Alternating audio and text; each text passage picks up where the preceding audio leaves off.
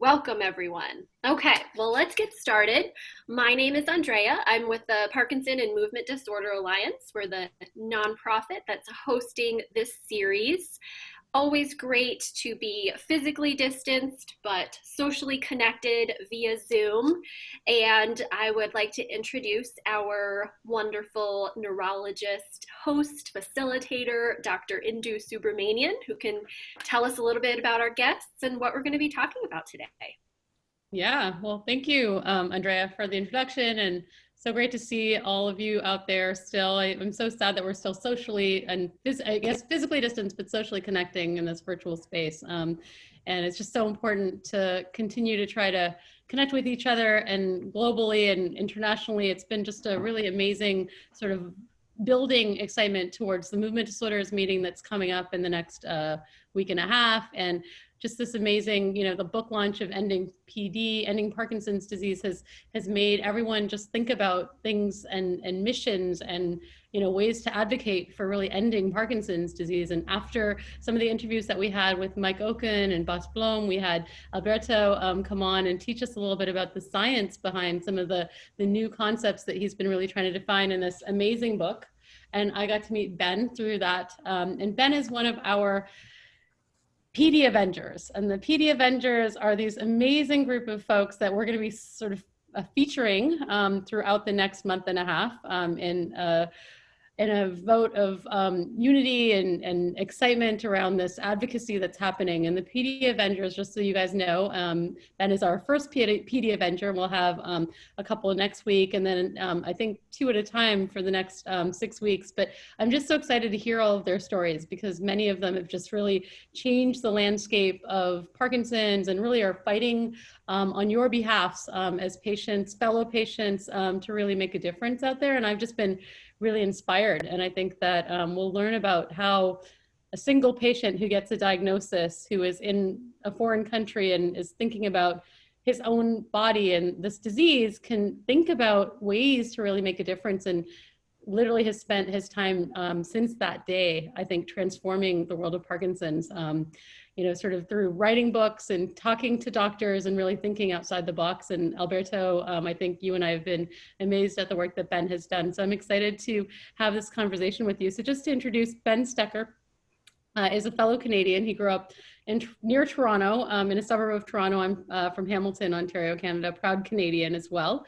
And Ben actually has, I think he told me that his last science class was in grade 10.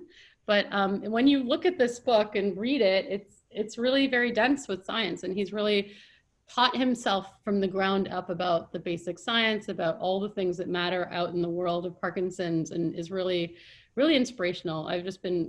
My mind has been blown. And then Alberto Espay, who we had on the show maybe 2 months ago, gave us a beautiful lecture, which I would like to refer you back to, because we'll touch on some of those, but I think a lot of the meat of that is available on YouTube for you to watch. And then Alberto's mentor, Dr. Lang, came and gave a follow-up talk to that. And so I'd urge you to watch those 2 lectures just to get a bit of a background. But Alberto is the chair, endowed chair at the University of Cincinnati, and he runs the Parkinson's Disease and Movement Disorder Center there, and has really worked beautifully together to write this book with Ben. And they join us from Cambridge, the bookstore where they're supposed to be signing books, as we should have been doing had it not been for COVID. So maybe you guys can introduce yourselves a little bit further, and I'd love to sort of understand a little bit more of your journey, Ben, because it's really, really inspiring. So we want to give you, the center of the stage for teaching us a little bit about your PD Avenger mission as well. Okay, well, thank you, Indu, and thank you to the PMD Alliance for having us here. So my journey began in Guatemala, actually, in Tikal, Guatemala. I was hiking atop these temples, and I looked down at my foot and I noticed that it was shaking a little bit. Now, I didn't think that much of it at the time, but looking back, that was the first sign that something was wrong. The years progressed, and when I was about 20, referred me to a movement disorder specialist, and then that's when this journey really took off and really began. But even then, I didn't think too much of it at the time.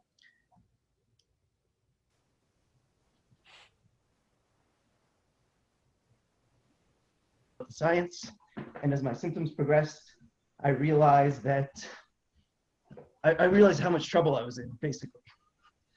So I started to reach out to scientists and try to get as good an understanding of the landscape of Parkinson's as I possibly could. I went from one lab to another, just asking questions and being a nuisance. And that led me to Alberto at some point, where we started where I came to understand that we shared a lot of the same skepticisms about the field. And we started to grow this collaboration through email that led to the book and led us to be here with all of you today. That's really amazing. Was there a turning point, Ben, when you had those symptoms and then you got diagnosed? Were you in denial for a period of time and then you sort of were like, this is how I'm going to move forward? Or what was your sort of kind of journey there at that initial stage? I wouldn't call it denial as much as ignorance. It really didn't feel like that bad of a disease at the time. I thought, okay, this is Parkinson's disease. It's still very livable. It's still, like, it didn't really interfere with my life that much back then. And I didn't have a great understanding of how it progresses and how it actually turns into a very debilitating disease.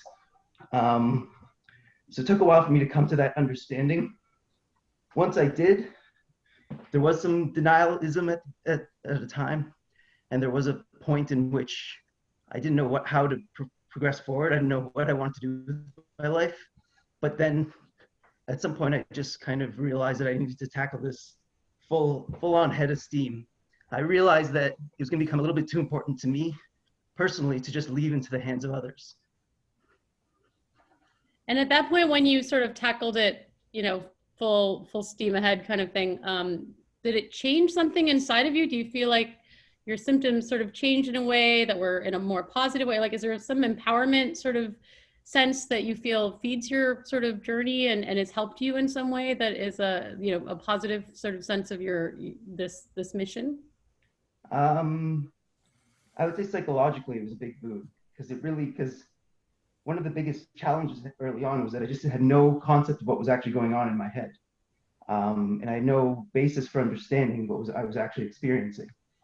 So it took me a while to really grasp what was happening. And once I did, it was a little bit disheartening at times, just understanding how little science had progressed as well, and how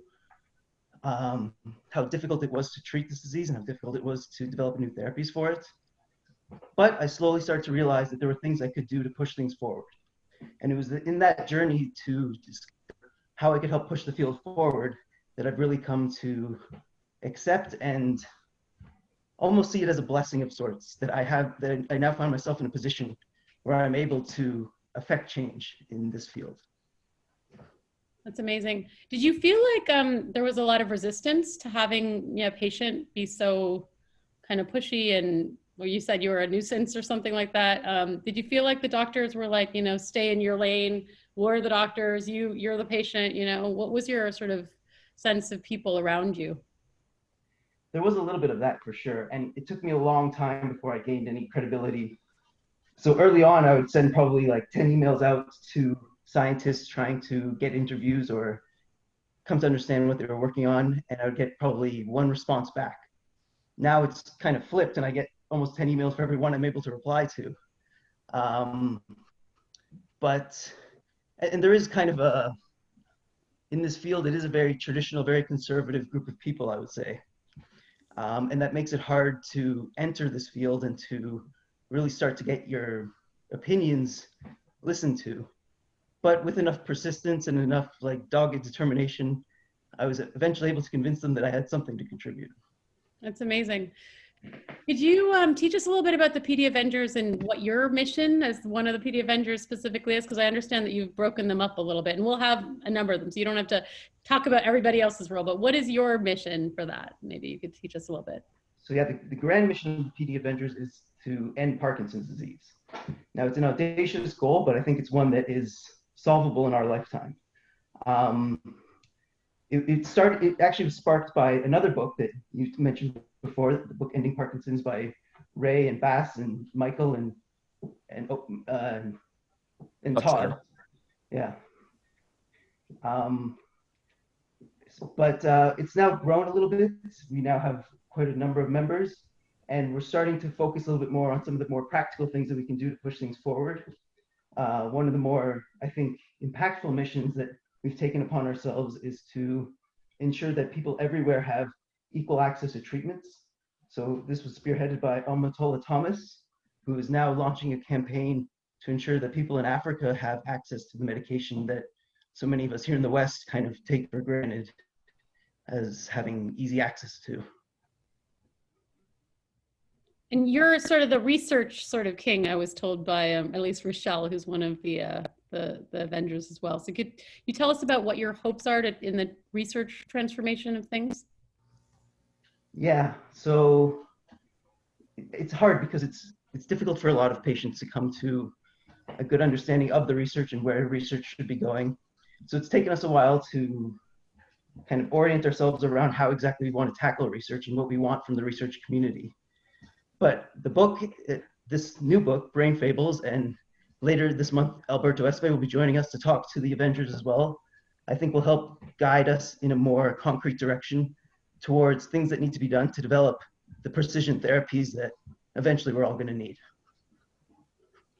And I understand that there was an article that Dr. Lang wrote in the Journal of Parkinson's that attracted you to him, and that's sort of how you sort of ended up reaching out to him. And then he got excited about some of the interviews that you had done, I think, with Professor Greenemeyer as well. Could you tell us a little bit about that and sort of what sort of inspired you from the article, and then what maybe, and I'll ask Alberto in a second about what he sort of saw in that Greenemeyer interview about you.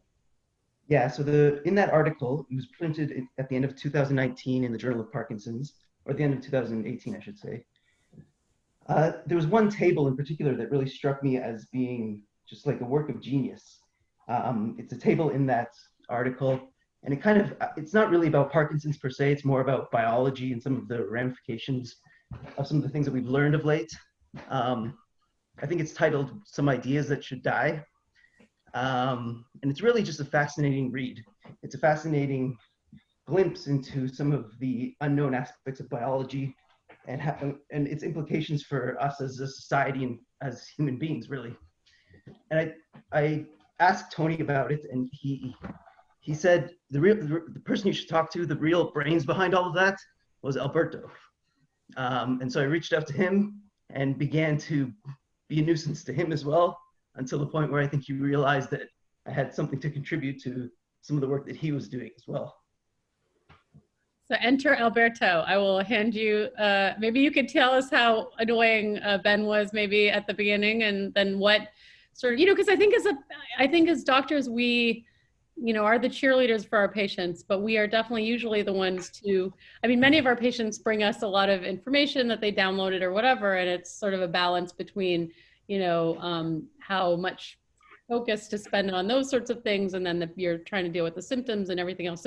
So I guess you weren't Alberto's patient, but Alberto, could you tell me a little bit about that email and what sort of your initial thoughts were and the interaction, and then sort of what led to your inspiration with the Greenemeyer paper or the interview, and kind of then how the book really kind of got it started? Yeah, no, absolutely. Well, it's so great to be back here again. Thank you for inviting Ben and I for this session. I enjoyed the last one, and I'm even more enjoying this one even more, to having just sitting out here at the Cambridge bookstore with Ben. As you can tell, I'm in one side of the window. Ben is at the other side of the window. We are.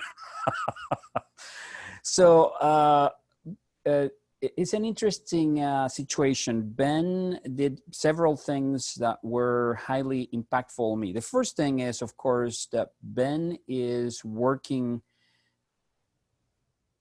had been working for years in the field by interviewing experts. And he was, of course, getting as much of a sense of what everyone was working and doing. And I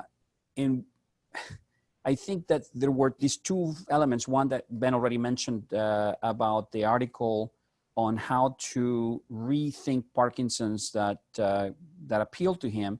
But to me, the most important aspect that he highlighted about the culture of research was exemplified by the interview that he conducted with Tim Greenemeyer, where the poignant question was by him, if we were to continue failing in our clinical trials of drugs that are designed for disease modification, would that be an indictment of the trials or an opportunity to reconsider the underlying hypothesis? And the response was the exact response that I have grown up with, that virtually all of us can mention verbatim, which is, it would be an indictment of the trials because the underlying hypotheses we know are true, and it is the imperfections of the trials, the difficulties that the trials would impose on the ideas that we need to correct. In other words, that we have failed not because our ideas have any problems with them, but because the trials are just not the best vehicle to test our ideas. And I mentioned to Ben at that time, when I saw that interview, I said, you know, it's the easy way out, right?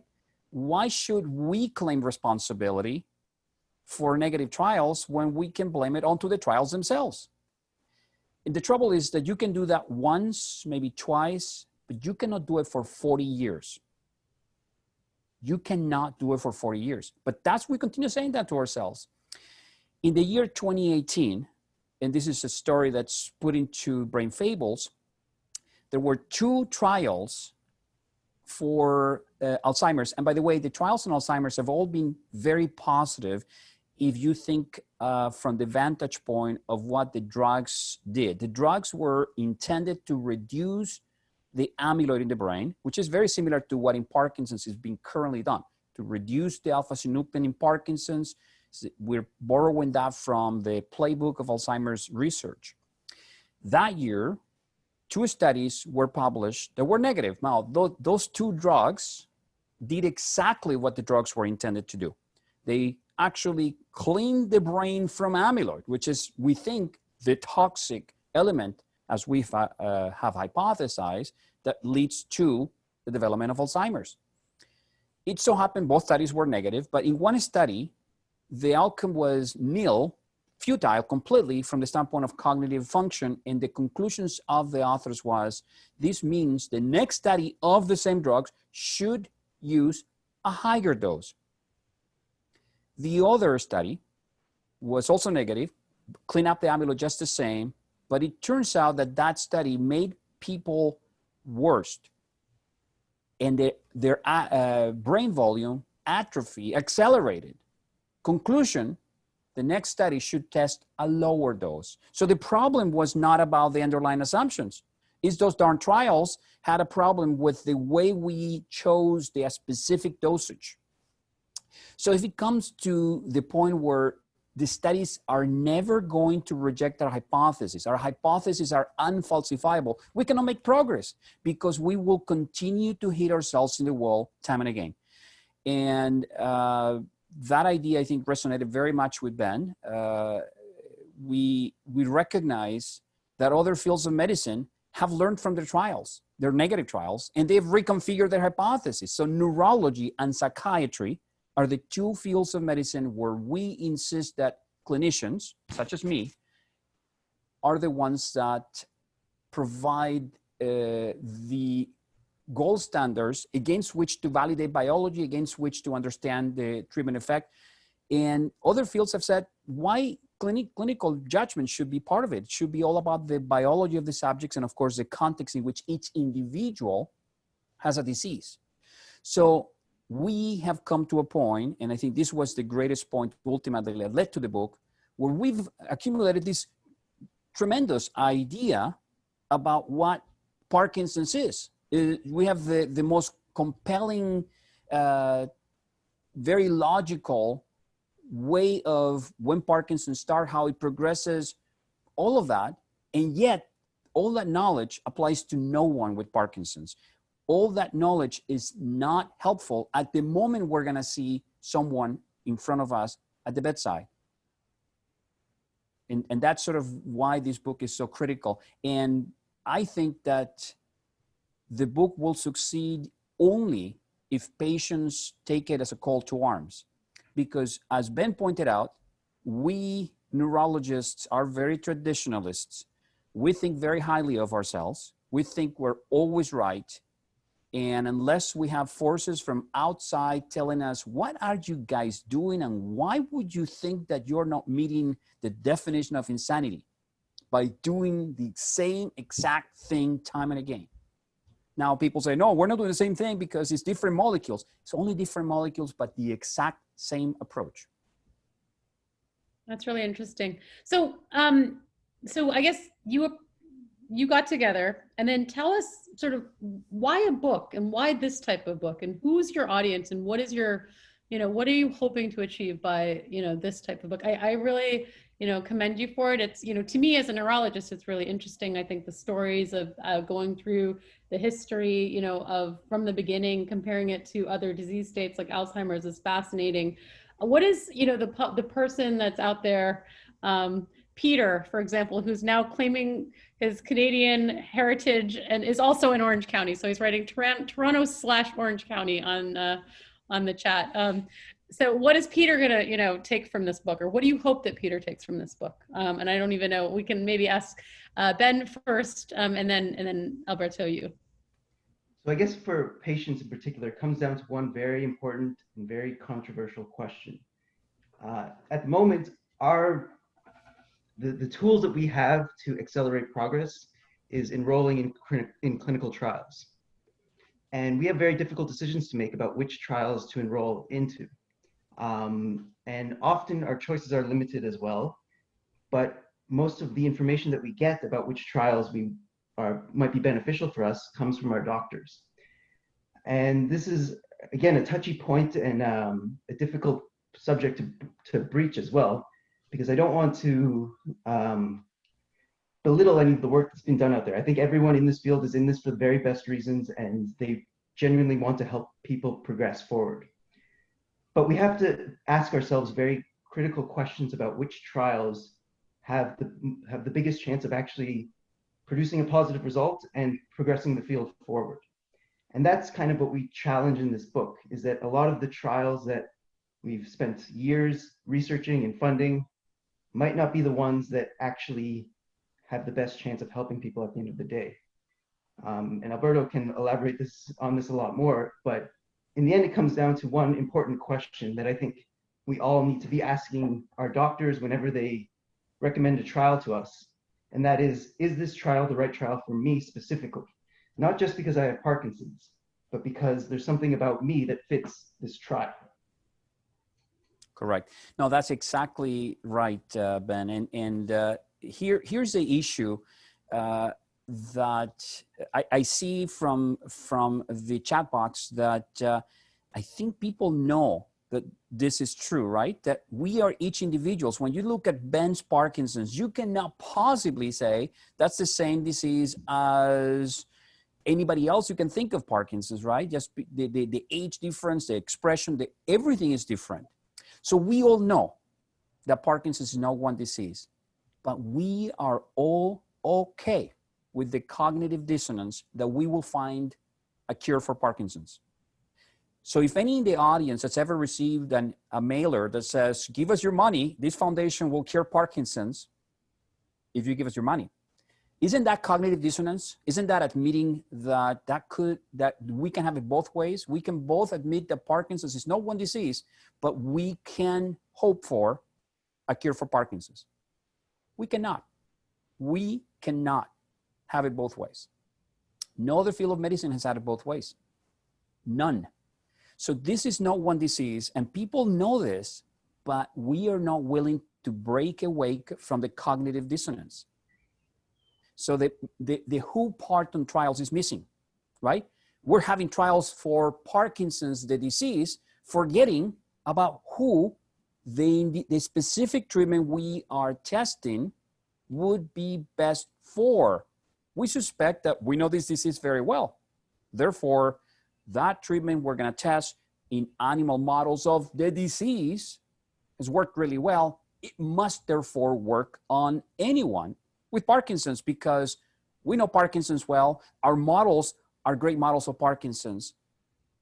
And yet we failed to recognize that any therapy could never work for everyone. But that's the approach we do.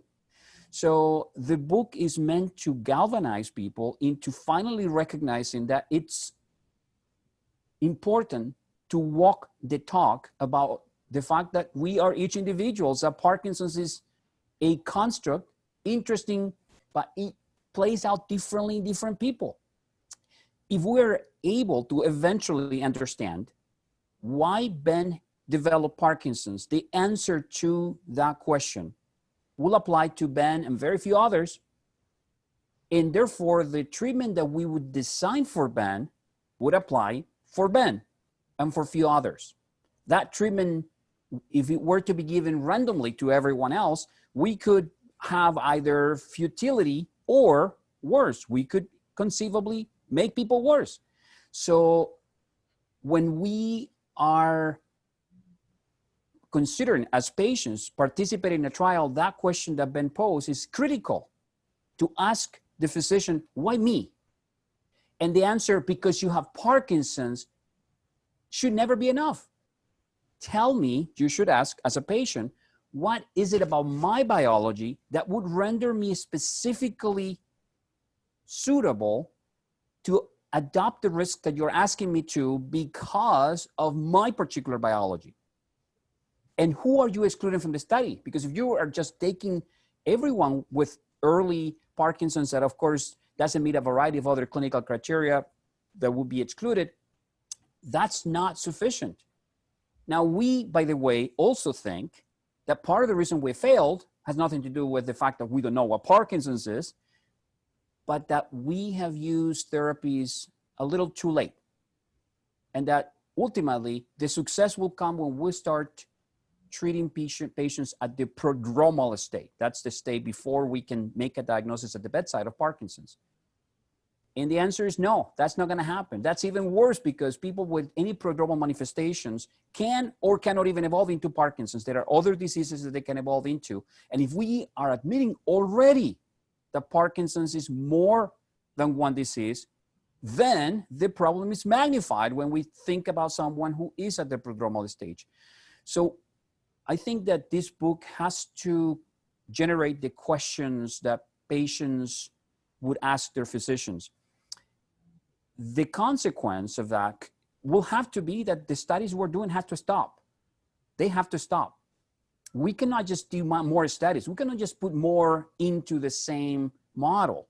In virtually 95% of the studies done now have no selection criteria on the basis of biology. We assume it's Parkinson's. So that model has to end. And it's important not only because we're losing money into the investment. No, it's because people are harmed. There is no benefits whatsoever that anybody can expect, except for whatever might come from a placebo effect. People do get better with stem cell therapy done as part of medical tourism. But as soon as the placebo effect is over with, that effect goes away. There is nothing about stem cells that would warrant people's subsequent or sustained improvements.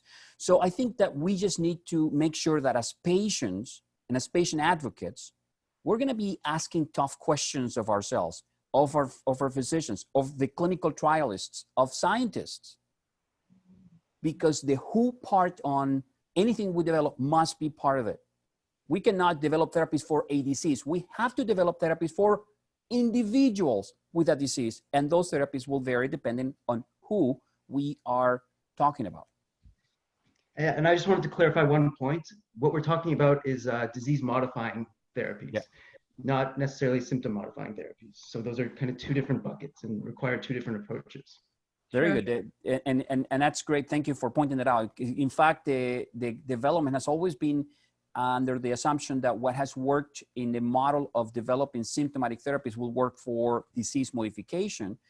And those two models are very different. It is okay to lump in the development of symptomatic therapies, because the lumping is after common denominators, and an important common denominator in Parkinson's is dopamine deficiency. So therapies that enhance dopamine concentration in the brain, of course, would help people's symptoms, but the same lumping cannot be undertaken for therapies meant to disease modify, to neuroprotect.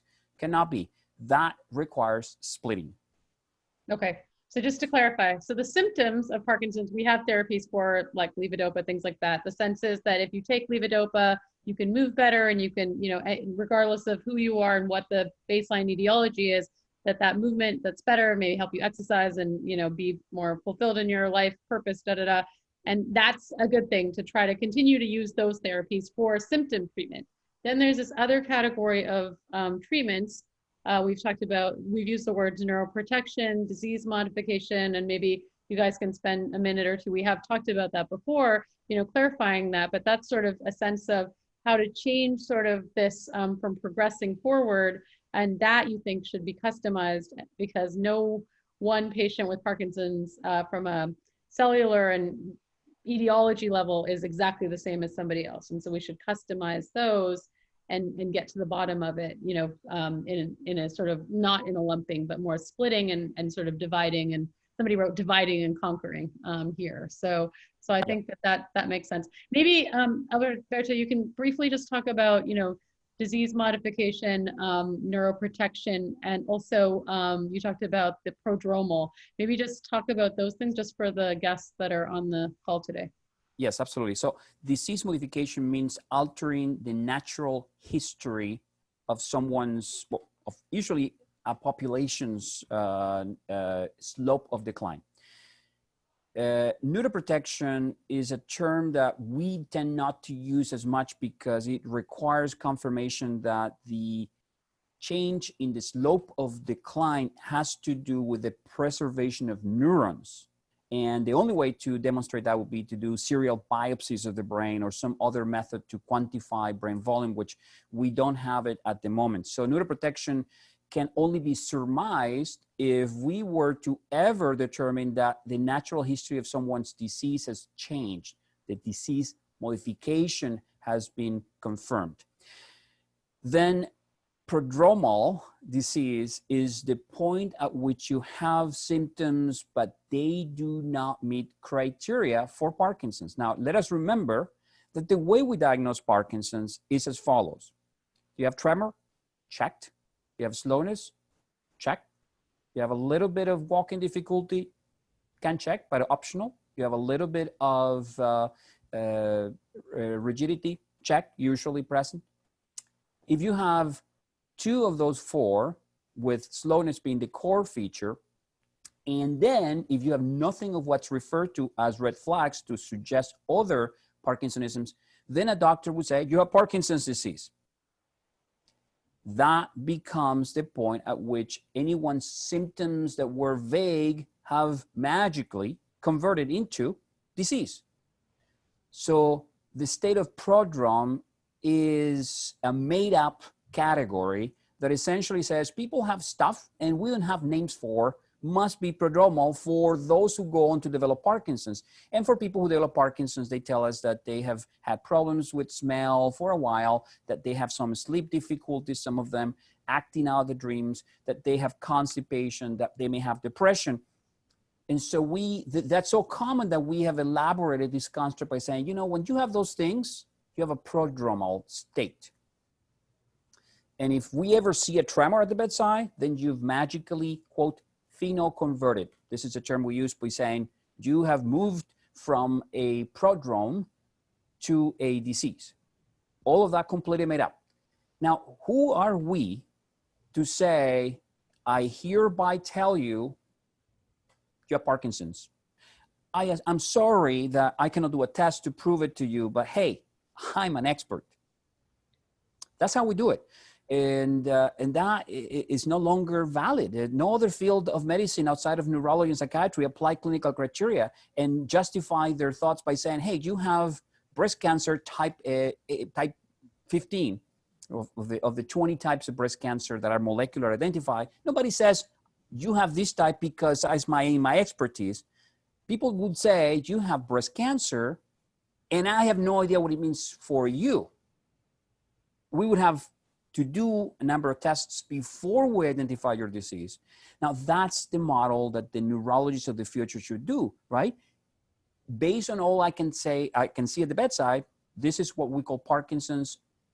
This is the cover of the book. We don't know what chapter belongs to you or really applies to you. We will have to do this test, this other thing, this other test. Then we know what disease you have, and then we'll know how to treat you. Meanwhile, here's some levodopa to make you feel better. That's the neurologist of the future. But unless we change now, that future is going to continue being far and far away, right? Because all of what we are doing is based on the idea that the truth is already known. We know what Parkinson's disease is. We're not questioning that. We know what it is because we say so. And so we need to figure out what are the biomarkers of Parkinson's? What are the biomarkers of progression of Parkinson's? What are the biomarkers of response to therapy of Parkinson's, etc. Based on, anchored on that which we define to begin with as the truth. So we are asking biological measures to validate our truth, not the other way around. I know you do have a biomarker program in Cincinnati, Alberto, and I'll get to that in a second. I want to take a couple of chat questions here. And I think, in this venue, just so you guys know, Ben and Alberto, I think we're a bit outside the box. So some of our colleagues might watch it, but we're not in the plenary session of, the Movement Disorder Society or the AAN. So I think you guys can be a little bit controversial and, speak your truth. So this is your platform. Safe space. Safe space, exactly. So one question is from Larry, who's probably very hot right now in Palm Desert as we're in a heat wave. What trial model do you propose to replace the current model? How would more individualized trials be funded? How would more individualized trials be funded, assuming they would be smaller? So I don't know, either of you guys can answer that. Maybe Ben, you want to take a stab, and Alberto, both of you. Yeah, so this is something that actually Tony Lang brought to our attention as well. There's an ethical dilemma that's going to occur if we move forward with this kind of model, in that even as of today, even with these broad spectrum trials that try to target the whole of Parkinson's, we have trouble with recruiting enough patients into these trials. And going forward, if we try to segment them into very fine, discrete populations, it's going to be, that challenge is just going to be, it's just going to escalate. So it's a difficult area for us to really tackle properly. But it is, I think, ultimately necessary. I mean, at the end of the day, it's just because something is difficult doesn't mean it's something we shouldn't be doing. If that's what's needed to be done, then that's the direction we should be heading in. Remember, Indu, that this is part of our dissonance. We want to have our first success in Parkinson's, covering everyone, and that won't work. So let me just, two comments to that question. The first is the background, which is that even in conditions where there is one gene that's abnormal, we have several diseases. The best example is cystic fibrosis. That's actually one element that's covered in the book, and how the first success in disease modification of cystic fibrosis, this we call it monogenic disease because it's one gene mutation causes the disease. So it must be one disease, right?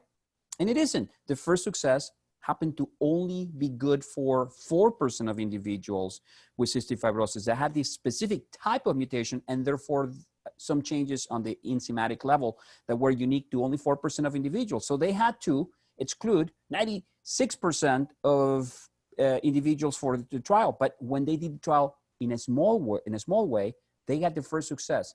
So our first success, we need to be okay with the concept that the first success will be small. Then we'll start expanding from there, but it will be small. So in direct answer to that question, what would we need to do? It will start at the development of therapies. So if you have a model, a therapy that has worked in an animal model, let us also at the same time develop a bioassay, a test that would tell us how is it that therapy worked, what the mechanism is, for the purposes of then deploying that test at a population level of people with Parkinson's or beyond, if we think that this could affect other individuals, and then select based on the test that reflects the mechanism of action of the therapy that has been tested, who might the best candidates for that therapy be. That is missing of all trials. So we get a great therapy, great result in mice models, usually of Parkinson's. We're ready to translate that into humans, but we're failing to kind of connect the humans with Parkinson's that would actually benefit from that mechanism of action. So in somebody's participating in a trial, and of course, hopefully the design already would have included, you would have to claim that there is proof that you have the specific abnormality or are in the range of that test that would select you as a great candidate for the therapy. That would probably imply, though, again, like in the example of cystic fibrosis, that most likely in a study like that, 9 out of 10 patients would have to be excluded because they would not be in the range. So that would make it for a small study. So the studies are in the future will have to by force be smaller than we have had. But that's an acknowledgement that the best we can accomplish probably would apply to 4 or 5% of people. Most likely the first success might apply to fewer than 1% of what we currently call Parkinson's disease. Yeah. Yeah, I mean, I don't know if it's just that we're too greedy trying to fix everybody at the same time. And, you know, it's like, it takes a lot. Some part of it probably has to do with drug development strategies as well, and how much, and I think, Ben, you're doing some work in this too, you know, when you have an idea and this sort of protected, you know, intellectual property, and it starts to kind of go through these different phases of these trials. And about 10 years later, you know, you're sort of at this stage where you're like, let's just, you know, give it to everyone and hopefully it'll work. And you don't want to invest in something with such a long, you know, years and years of this and that, and not be able to, you know, reap the rewards of a therapy that's going to really be provided and paid for in all these patients. Is that part of it, or where do you see the sort of dissonance starting from? Where are the sort of disconnects along the way? Yeah, so there's definitely a lot of economic drivers that make it hard for companies to invest in these very defined subgroups of patients. I mean, companies put up a big risk, and then they require the potential for a big reward at the end of the day. Ideally, I guess we would try to move to some kind of public model of funding these studies and this research, so that the incentives are not necessarily monetary. The incentives should be to help as many people as possible, not to maximize profits. And if we were able to move towards a model that does put patients first, not necessarily the bottom line of the company first, I think we would see a lot more progress happening at a much accelerated pace. And like you said, that it is something that I'm starting to be a part of here in Canada, where we're trying to develop a kind of open science model to drug development, one that does away as much as possible with intellectual property protection, so that the incentives are not necessarily to maximize profits and to, you know, extend the patent on a drug for as long as possible. Can you teach us a little bit more about that, Ben? Because I think it's important for patients to understand that sort of, you know, driver of, you know, I think as scientists, there's, you know, sort of an excitement to be the first person to write a paper, and then, you know, but like, I think at the end of the day, there's sort of these hungry and needed, you know, medications and therapies for this we've talked about this as an expanding, we're in a pandemic of Parkinson's. I mean, Parkinson's disease has doubled in 40 years, will double again in 20 years. So even if we had something that helped 4%, 1%, it's not like we're helping 5 people on the planet. You know, these are still relatively large numbers that we can hopefully help. So teach us a little bit about that concept of, you know, open science and in development and stuff. Yeah, so there's a lot to say. It's hard to know where exactly to begin, but essentially it starts with the premise that, like I said, the way we develop drugs should not be incentivized by how much money they can make. That's kind of the fundamental basis on which a lot of therapies are developed at the moment. And frankly, there's a lot of purported things that work out there, but don't necessarily have an economic driver behind them.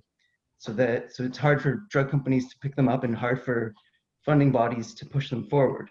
I mean, a lot of the things that you talk about on this podcast with holistic medicine, things like meditation and exercise, we know that these things have benefits for people, but we don't have the same incentives to push them forward simply because that there's no, pot of gold at the end of the rainbow, so to speak.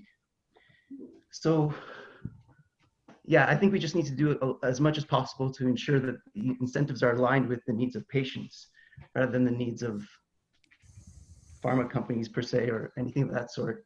Also, in terms of making these drugs as equitable as possible and making sure that as many people have access to them as possible, what removing IP does is it just lowers the cost of the drugs as well at the end of the day, so that people all around the world are able to afford these medications.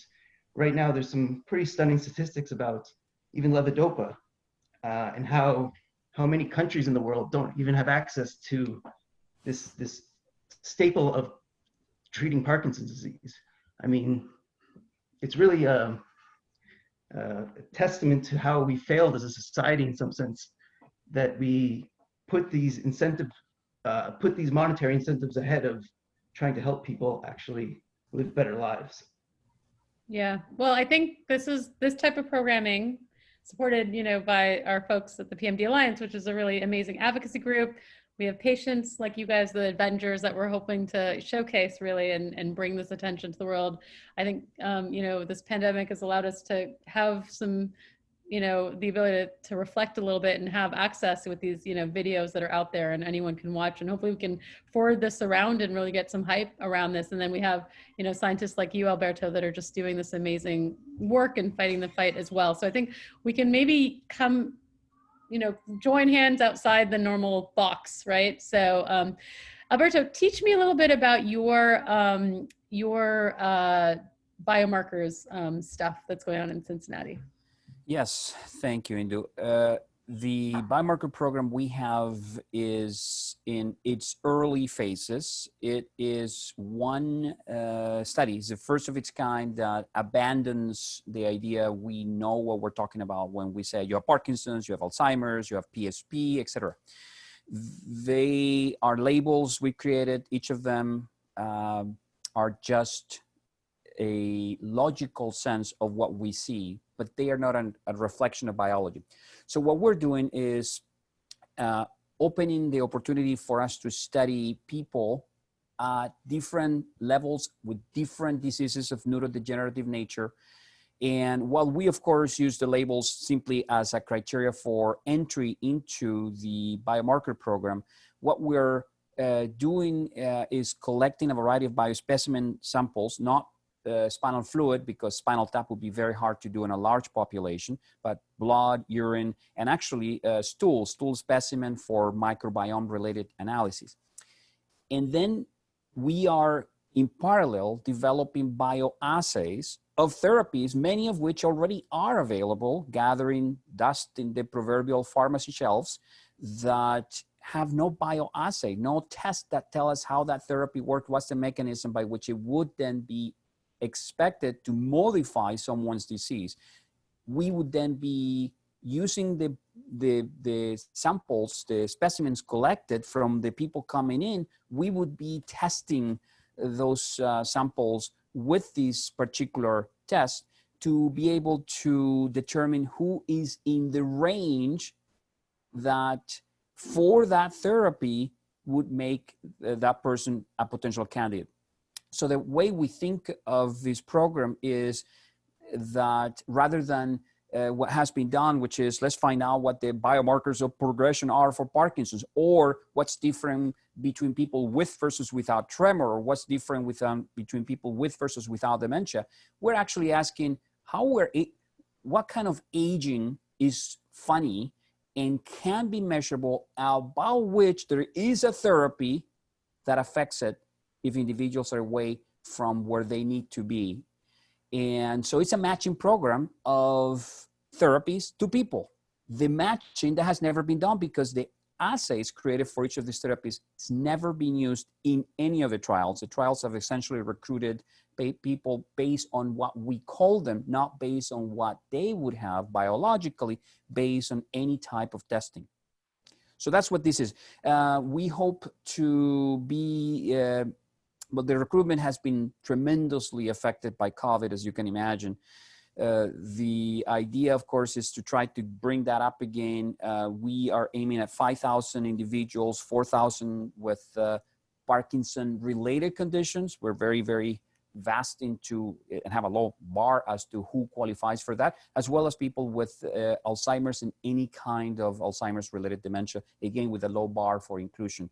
And then 1,000 ostensibly healthy individuals that would help. Now, we're not calling them cases and controls because that's a language that's used from the standpoint of when we call the shots, when we provide the truth or gold standard for analysis. Rather, we're simply saying that it's important to include what ostensibly appears to be healthy aging to determine the extent to which any of the testing are or aren't related to abnormal aging. And I saw just, go ahead. Sorry, I saw quickly a question about recruitment and how people can enter the study. Unfortunately, at the moment, it's just being offered in Cincinnati. We're hoping that other centers will pick up on what we're trying to do and develop their own kind of CCBP program as well. But if you're able to make the Cincinnati, feel free to send us a message and we'll try to get you into the study. And you can find out more about it at ccbpstudy.com.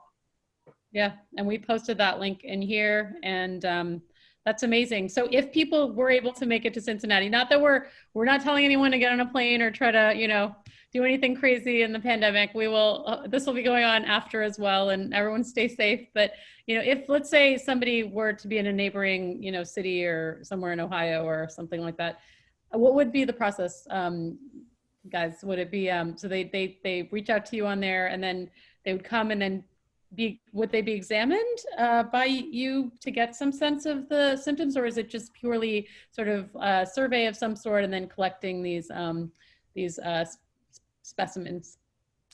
Yeah, it would be an examination, but it's mostly very heavily based on wearable technology. So instead of any of us doing an exam in the way that's standard, though there will be one, is mostly collecting information from the behavioral perspective by certain tests and by certain wearable technology. So people will be asked to wear a watch, for instance, for a period of time and so forth.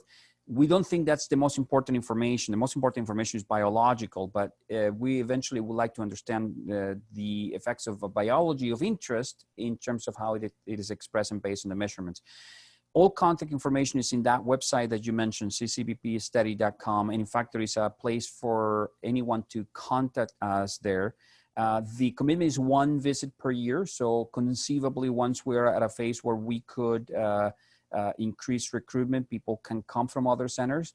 Though, as Ben pointed out, be very helpful if, of course, through way of funding these elsewhere, we could begin to open similar efforts in other cities. That's going to be very important. If we in Cincinnati are the only ones doing this in 5 years, there is a problem with our message, and there is a problem in general.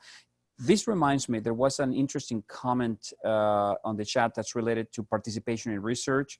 And I love this about patients with Parkinson's, that they worry about not, letting us down. And what would happen if we were to stop the trials? And it's such a sweet thing. It's the reason why I love my clinics with my patients so much. They are very selfless in terms of their approach to research. But one thing we have to acknowledge is that the approach we've had is wrong. And the only way to stop it is for people to abandon participation in research, for institutions to stop offering this kind of research. We have stopped. Now, I think I've mentioned to you, Indu, that has come to us with a price tag, because we're not offering this fancy studies with immune therapies, antibody-mediated therapies. We're not offering to them because I cannot offer that study to anybody. So I cannot see us somehow profiting from ideas that can only do nothing or harm our people. And so I think if this book is hopefully going to help us all understand that anything that continues to be built around brain fables is not going to work. And so we need to stop. We need to stop. We need to create that as a way of finally getting this to change. If we continue participating in the studies that have been ongoing, then it's hard to stop that. So patients have to stop doing that. Then the companies are going to be forced to say, well, we need to revisit what we're doing, right? Because they're not revisiting what they're doing based on the results. The results are always a problem with the trials and never a problem with what is it that they intended to do. The studies were negative just because that darn clinical trial had something to it, dosage, measurement, something funny with the trials and nothing funny with the idea.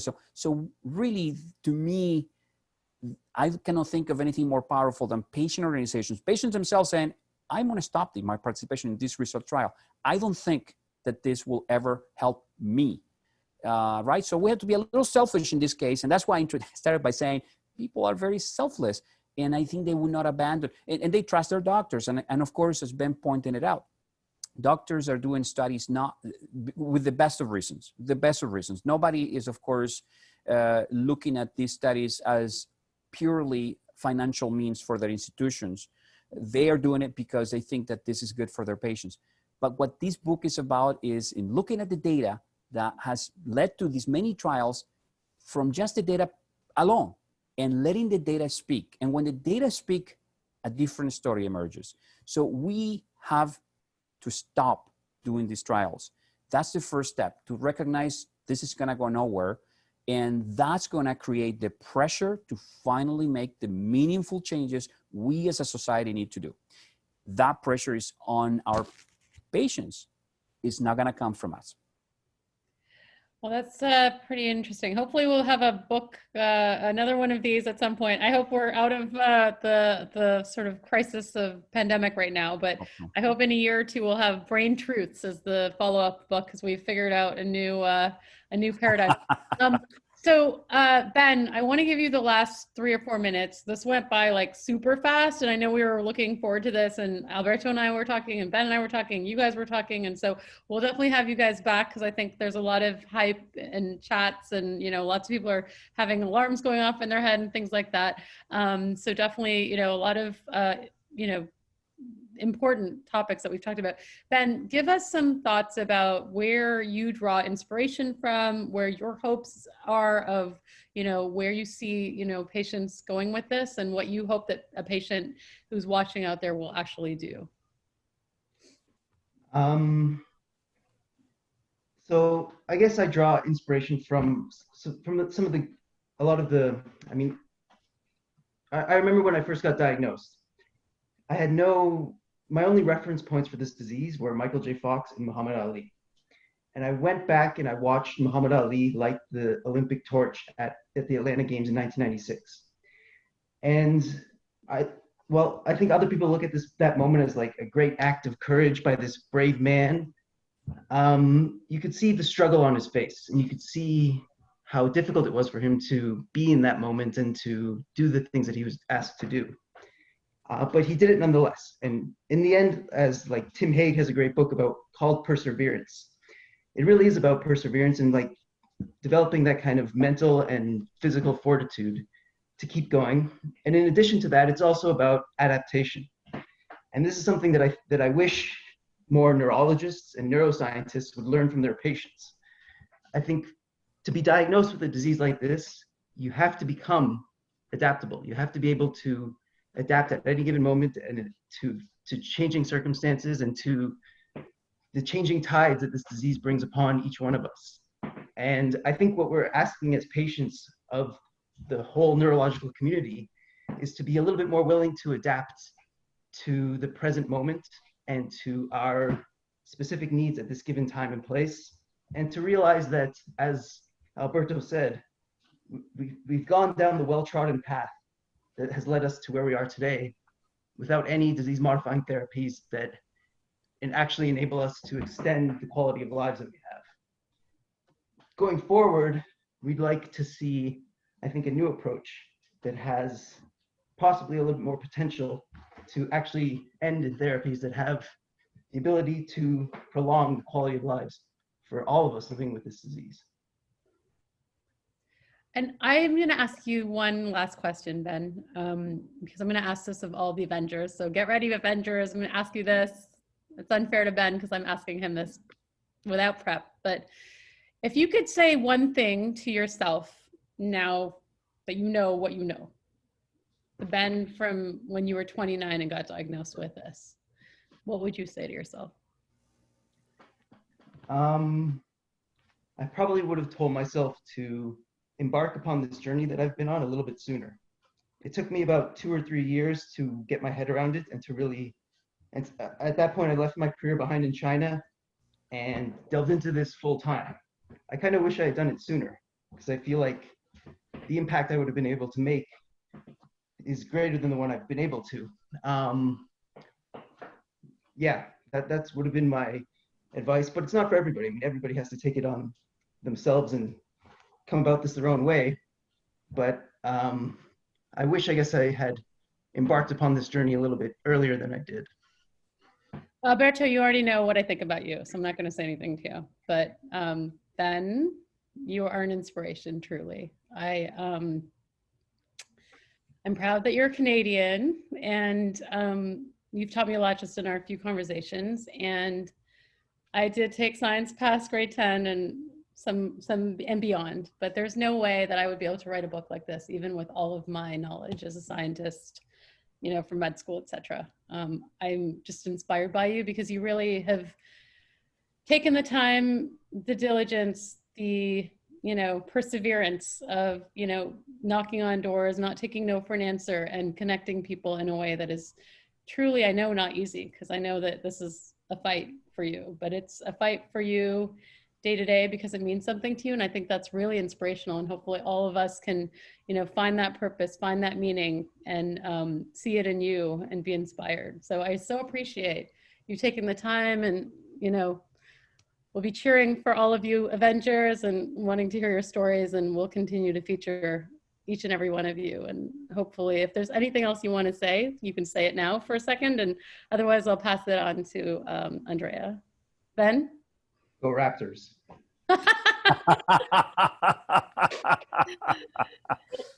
All right.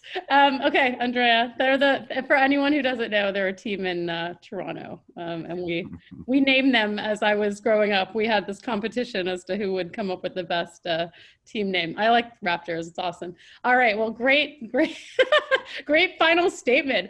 Andrea, I will send it back to you for our final goodbye. Thank you. Before we close, I'll mention this recording will be up. We're also going to link to an independent bookseller where you can buy this book. It's on Amazon too. We covered so much. This was a lot. So I know I'm going to be watching this interview again. I'm going to be reading the book. This is, you know, a heavy topic. So I'm so glad there's a resource beyond this hour to refer back to. And one lucky participant here has won a free copy of the book. We did a random drawing, and it is David Cox. So David, oh, I see you there. So we're going to be mailing you a copy. And now, as we always do, we like to close by showing our gratitude for all the guest speakers for volunteering their time, and for all of you for your attention and your excellent questions. So thank you, sending goodbye waves and goodbye hugs and light across the internet. So thank you again. Bye now, everyone. Bye-bye. Thank you. Thank you for having us. Take care, guys.